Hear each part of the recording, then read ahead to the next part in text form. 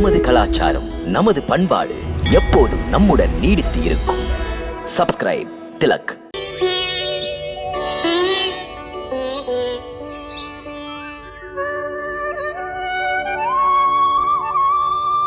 ராமா, அத்திரியின் ஆசிரமம் உன்னை வரவேற்கிறது. நீடு புகழ் பெறுக, சௌபாக்கியம் பெறுக.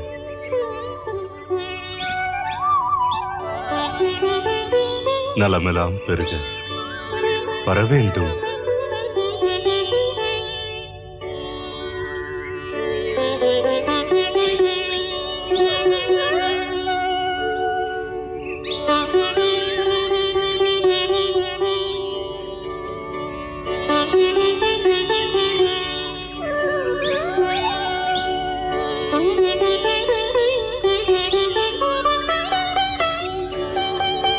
ராமா, தேவி அனுசுயா,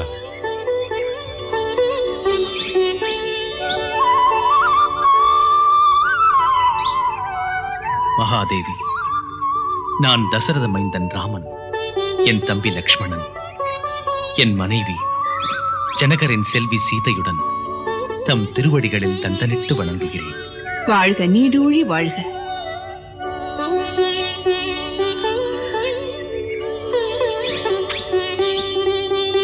இல்லாளின் இலக்கணமாக வாழ்க.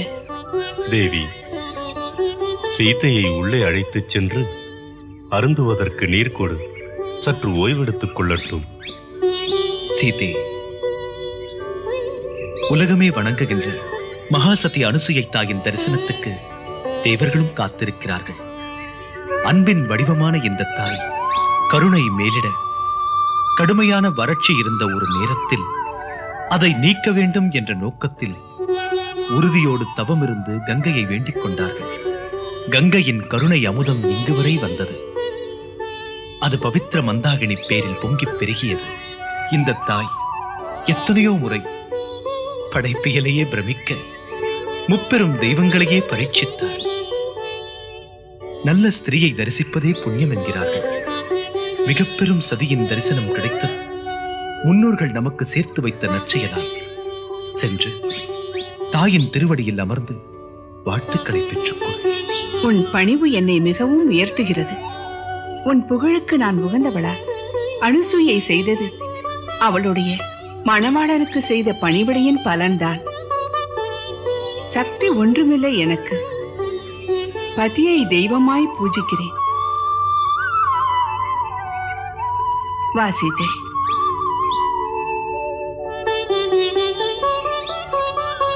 வா ராமா.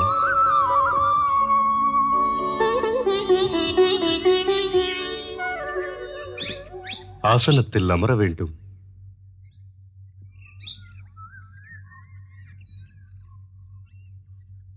ராமா, எப்போது வருவாய் என்று எதிர்பார்த்திருந்தேன். மூவரும் சித்திரக்கூடம் வந்திருப்பதாக கேள்விப்பட்டேன். உன்னை பார்க்க வேண்டும் என்ற ஆசை, எப்படியும் இங்கே வருவாய் என்று ஒரு நம்பிக்கை. ராமா, நீ இங்கு வந்ததில் இந்த ஆசிரமம் பெருமை பெற்றது. உங்கள் அன்பினால் உயர்த்தி பேசுகிறீர்கள். உத்தமரே, உங்கள் முன்னால் நான் எளியவன். முன்பே உங்களை பார்க்க வேண்டும் என்ற ஆவல் கொண்டிருந்தேன். காலம் கடத்தியதற்கு மன்னிக்கவும். நான் தங்கள் பாதங்களில் அமர்ந்து இன்று புனிதமானேன். ராமா, பெருமைக்கெல்லாம் உறைவிடமான உன்னிடம் இந்த அடக்கம் இருக்கிறதே. இதனால் தான் நீ எல்லார் உள்ளங்களிலும் குடிகொண்டிருக்கிறாய். நற்குலத்து மங்கையே வருக, நற்பண்பின் வடிவமே வருக, சத்தியத்தின் சந்நிதியே வருக, சாந்தமே தியாகமே வருக, துயரிலே துணிவே வருக, தூயவனின் மணியே வருக, காடோ மாளிகையோ பொறுமை காக்கும் பெண்மையின் புனிதமே வருக. மகளே, ஒரு பெண்ணுக்கு அவள் புருஷன் ஆராதனைக்குரிய தெய்வம் ஆகிறான். அவன் மாளிகையில் வாழ்ந்தாலும் இல்லை என்றாலும், அவன் பாக்கியம் உள்ளவனானாலும் பாக்கியம் இழந்தவனானாலும், கற்பில் சிறந்த ஒரு பெண்மணிக்கு அவனே அர்ச்சனைக்குரிய தெய்வம் ஆகின்றான். உத்தமன் ஒருவனுடைய பெரும் துயரத்தில் நீ பங்கு கொண்டது அந்த உயர்வே உன்னை உயர்த்துகிறது. இவ்வாறு உன் மனம் வாக்கு செயல்பாடுகளால் ராமனுக்கு நீ நிழலாயிருந்து தொண்டு புரிகின்றாய். சீதா, இதைவிட சிறந்ததே இல்லை. போற்றப்படும் அத்தனை தெய்வங்களையும் பூஜிப்பது போன்றது. தெய்வங்கள் பெண்களை எப்படியெல்லாமோ சோதிக்கின்றது. பொறுமையே பெண்ணுக்கு பூஷணம் என்று காட்ட பெண் மட்டும் தன் கடமையில் உறுதியோடு இருந்தாளேயானால் அந்த தெய்வங்கள் என்ன? சக்தியுள்ள சிருஷ்டியின் விதியே அவள் ஆணைக்குட்படும். சீதா மகளே, என் அனுபவத்திலே கண்டு கொண்ட பாடம் இது. பதியினும் மிஞ்சிய தெய்வங்கள், பந்தங்கள், சொந்தங்கள் எதுவுமே கிடையாது. ஒரு பெண் தன்னல உணர்வில்லாமல் தியாக உணர்வோடு இருக்க வேண்டியவள். சீதே மகளே, உன் தியாகத்தை போற்றுவதற்கு மொழியே இல்லை. உன் சொந்த பந்தங்களையும் சொகுசு வாழ்க்கையையும் விட்டு ராஜ மாளிகை வசதியும் இன்றி வன வாழ்க்கையின் துன்பங்களை ஏற்க கணவனுடன் வந்ததே ஒரு தவம். ஸ்ரீராமன் இருக்குமிடமே அயோத்தி. ராமனுக்கு தொண்டு செய்வதற்கே சீதே வாழ்த்துகிறேன் உன்னை. சீதே, பெண்ணுக்கு நேரும் இந்த பரீட்சைதான் நன்மை வரும் என்பதற்கு சாட்சி. பகல் வரும் தொடர்ந்து இரவும் வருமே, எது வரினும் நெஞ்சில் வேண்டும் பொறுமை. ஆனந்தம் என்பது ஆரம்பத் துயரம், சோதனை என்பது சுகத்தின் உதயம். சோதனை என்பது சுகத்தின் உதயம். மாதா, திருமணத்தின் போது என் மாதாவும் எனக்கு இதையே தான் சொன்னாள். பூசணைக்குரிய எனது மாமியார் வனம் போகின்ற சமயத்தில் இதே அறிவுரை தந்தார்கள். தாம் என்னை ஆசிர்வதியுங்கள். தாம் இப்போது சொன்ன அறிவுரையை நான் மறக்காதிருக்கும்படி. சீதே, மிக தெளிவாக என் ஞானக்கண்கள் காட்டும். காலமெல்லாம் பேசும் உன் தியாகங்களை, உன் பெயர் எழுதப்படும் ஏடுகளில் பதிவர்த்தா தர்மத்துக்கு சீதா என்பவள் நீயே சாட்சி. இது பற்றி மிகவும் சந்தோஷப்படுகின்றேன். பெற்ற சந்தோஷத்தை எந்த சொல்லால் விளக்குவது? தாம் பெற்ற அனுபவ பாடங்கள் எங்கள் நெஞ்சில் நிலைத்திருந்தால் காலமெல்லாம் கஷ்டங்கள் இருக்காது. மாண்புமிக்க தாயே, தாம் தந்த ஆசீர்வாதம் எனக்கு துணிவை தருகிறது. சீதே, உன் மீது உள்ள பாச உணர்வால் பிரியமுடன் உனக்கு ஒன்று தர வேண்டும். போற்றி பாதுகாத்து வரும் பூஷணங்கள் அழகுக்கு அழகு தரும். பிரபுவுக்கு பிடித்த நகைகள். அந்த பூஷணம் தெய்வங்கள் மகிழ்ந்து பாராட்டி வழங்கியது. பெட்டியில் வைத்திருக்கிறேன்.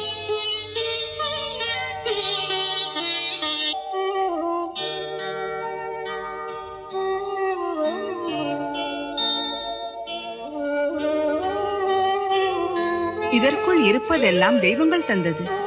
இந்த நகைகளை அணிந்து ஸ்ரீராமனிடம் சென்று காட்டு. இருக்க வேண்டிய இடத்தில் இவைகள் இருந்தால்தான் இதற்கு அழகு. மற்றவைகளில் நீ எளிமையை கடைபிடித்தாலும் கூட உன் கணவன் முன் அலங்காரத்தோடு இரு. ஸ்ரீராமனுக்கு மகிழ்ச்சியை கொடு. நங்கையரின் செல்வம் நாயகனின் சந்தோஷம்தான். இந்த உடைகள், இந்த பூஷணங்கள் ஆடம்பரத்துக்குரியதல்ல. இந்த அணிகள் ஆன்மாவையே அழகுபடுத்துவது. அகமும் புறமும் அழகுள்ள உனக்கு உகந்தது. சீதே, இந்த உடைகளையும் பூஷணங்களையும் என் முன்னாலேயே அணிந்து கொள். பொற்சிலை ஒன்று பூஷணங்களை அணியும் போது பார்த்ததில்லை நான். அணிந்து கொள் சீதே, அத்தனையும் உனக்குத்தான். பூஷணங்களை ஏற்றுக்கொள். ஏற்றுக்கொள்கிறேன்.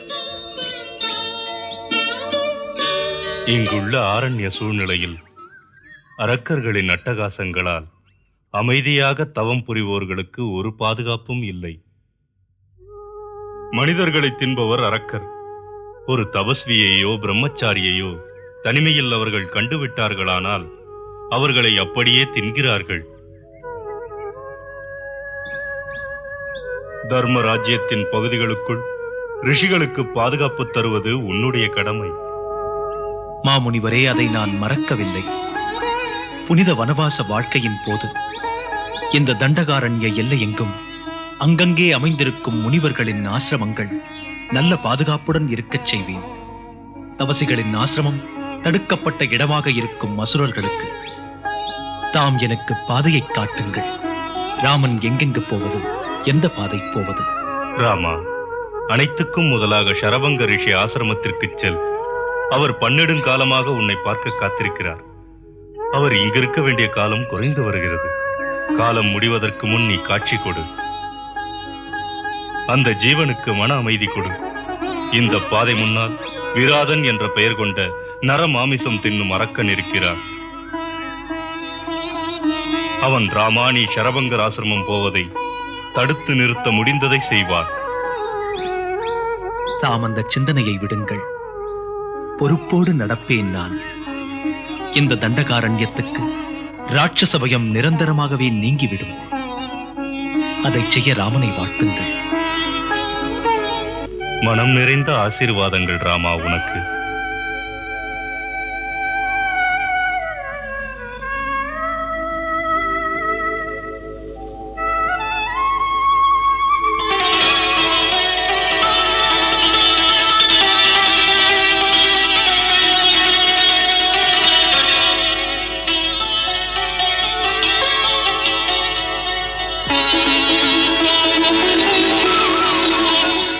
மாதா அனுசியா அணிந்து கொள்ளும்படி சொன்னார்கள். மறுக்க முடியவில்லை. மாதா என்று சொல்லிவிட்டாள். மகளுக்கு சீதனம் தர வேண்டியதுதான் அன்புக்கு அழகு. என் வனவாழ்வில் அழகு பூஷணங்கள் அணிவதை நியாயப்படுத்தும் உங்களுடைய அறிவுரை தெளிய வைத்தது. அன்பால் நிறைந்த இதயம் உங்களுக்கு. நாளும் நலமோடு வாழ வேண்டும். சீதே, நீ மகாபாகியசாலி.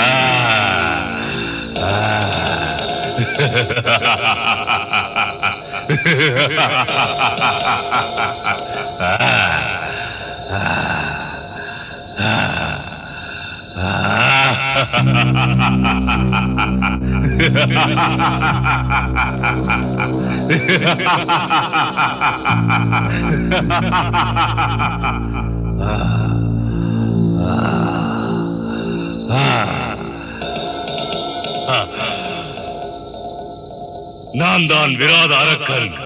உங்களைப் போன்ற தபஸ்வியர்களின் மாமிசத்தை தின்று நான் உயிர் வாழ்கிறேன். இந்த அழகிய நங்கையை நான் மணக்கப் போகிறேன்.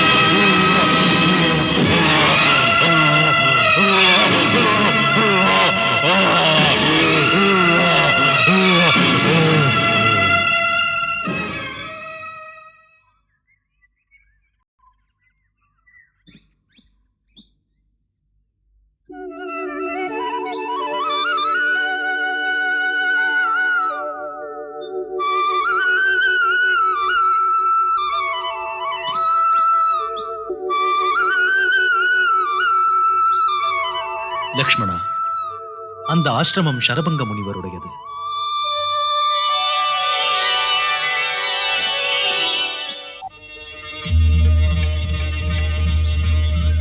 பாருங்கள், அதோ வானத்தில்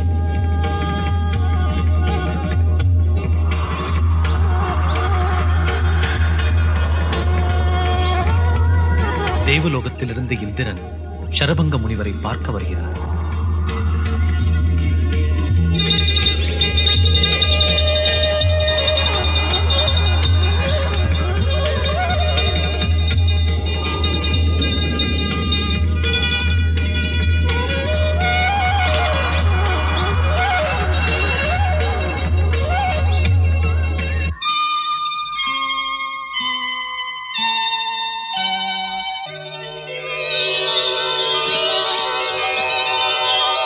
வணக்கம் சரபங்க முனிவரே.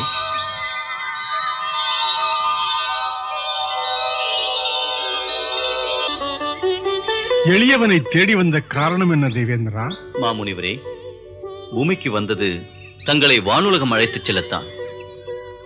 வானுலகம் வருவது பெரிய விஷயம் அல்ல. அதோடு வருவதற்கும் இஷ்டமில்லை. எப்போது தோன்றுகிறதோ அப்போது வருவேன்.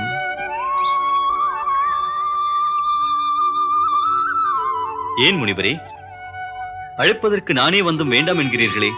மேலும் இது படைப்பிலக்கணத்துக்கு முரண்பாடானது. தேவேந்திரா, மானிட உடலோடு இன்னொரு உலகம் போவதென்பது படைப்புக்கு விரோதம். குறிப்பாக என் தவோபலத்தை வைத்து படைப்பிலக்கணத்தை மாற்றுவது தப்பு. சேர்த்திருக்கிறோம் என்பதற்காக தவோபலத்தை வீணாக்க கூடாது. தவம் புரிவது தன்னலம் பெறுவதற்கு அல்ல, வாய்ப்பினை ஏற்க வரம்பு மீறுவது சரியல்ல. ஆகையால் நீ எதுப்படி இங்கேயே நான் உடலை விடுகிறேன். உரிய சமயம் வந்துவிட்டது முனிவரே. நாம் அறிந்ததே, இப்போது எமது ஆசிரமத்திற்கு விசேஷ அதிதி ஒருவர் வருகின்றார். அவரை உபசரிக்கும் வாய்ப்பை தவறிவிட்டால் வாழ்க்கையில் மீண்டும் அது வராது. அப்படி என்றால் விடை பெறுகிறேன்.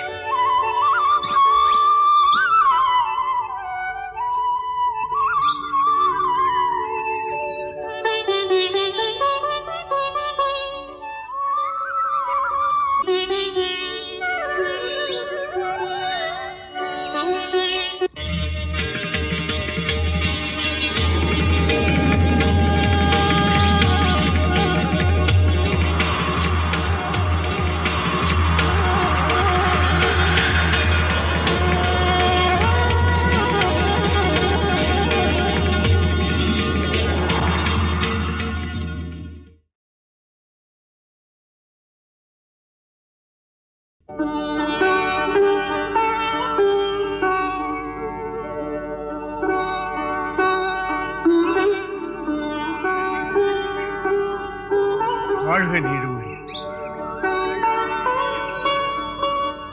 சௌபாக்கியவதியாயிரு, புகழோடு இரு.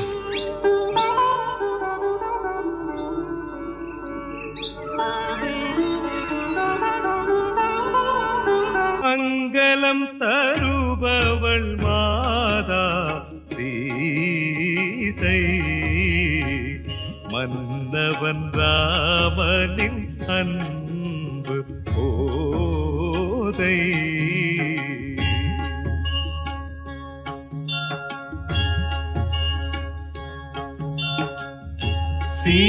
சீதாராமன் புனித கதை கேளீரே மதுரம் மிகுந்த அனுபவம் பெற மாறீரே